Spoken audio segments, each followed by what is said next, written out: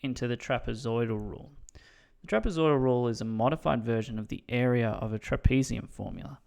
The only thing that has changed is the names for the parallel sides.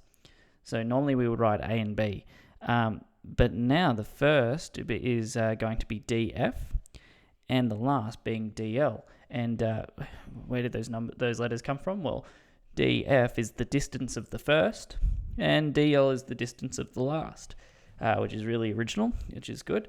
And the rule is used to estimate the area of shapes with irregular boundaries like lakes and fields. So it's actually pretty useful. The word trapezium, of course, comes from trapeze, because it would always have a longer side here and then it would come up to a shorter side here, and that's what it would look like. So the area of trapezium, which you should be familiar with, is A equals a H on 2 times A plus B. And that's based on a diagram like this. That's where the letters come from. And these sides have to be parallel. The trapezoidal rule looks pretty similar. You'll notice that we've turned it 90 degrees. And now it's the area is H on 2 times the distance of the first plus the distance of the last. So it's not that much different. The formula is basically the same. It's just what we call them is different. So for the first example, we're going to look at this lake. So a lake forms a boundary for a block of land as shown. Apply the trapezoidal rule to approximate the area of the block. Answer to the nearest square meter. Now, remember, this is a approximation. It's never going to be perfect, but we try, and that's where this formula comes into. It's all about estimation. So the first thing, looking at this formula, the diagram, we need to write the formula, of course. I've already done that. The area is H on 2 times the distance of the first plus the distance of the last. So I'm just going to put that information into a bit of contents here. So we've got our H is 36. Our distance of the first is 20, and I'm missing a space there, but the distance of the last is 22. So if we're going to put that information into the formula, we're going to have 36 over 2 times 20 plus 22.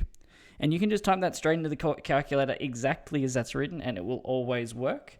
And that gives us 756 meters squared. So let's look into the trapezoidal rule just a little bit more. So here's the shape here. We've got the irregular boundary, similar to what was that lake. And then there's our H. So it was like the height, but now it's just the width between these two distances. And there's distance of the first, distance of the last. So I've written that information down here. We've got the A, which is the area, is the approximate area of the shape. So it's a little bit different.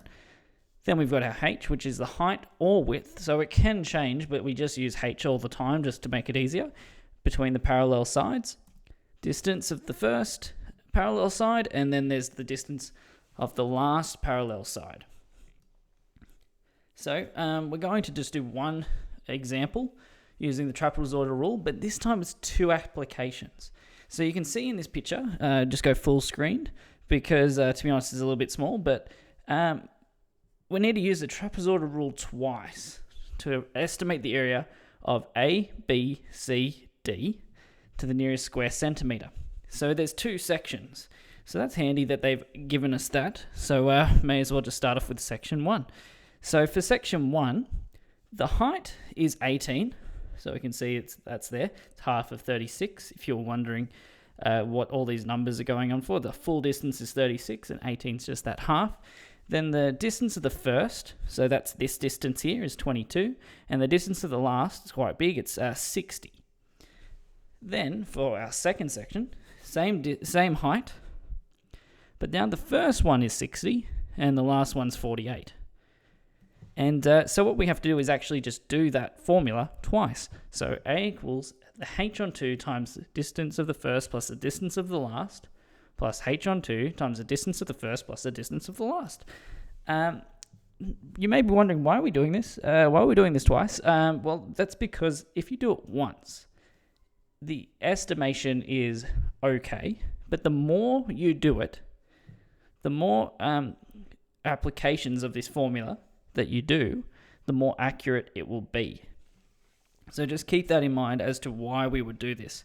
Now, if we substitute all that information in, so these bits here, we need to put into the first, and section 2 we need to put into the second, and that's what you would type in into your calculator. When you do that, you get the approximate area being 1,710 centimeters. So just so you know, this is a really important rule. It always pops up. So make sure that you understand how it works and what every letter means, and why you would want to do it multiple times. It's not just because we're insane. So hopefully that helps, and I'll see you next lesson.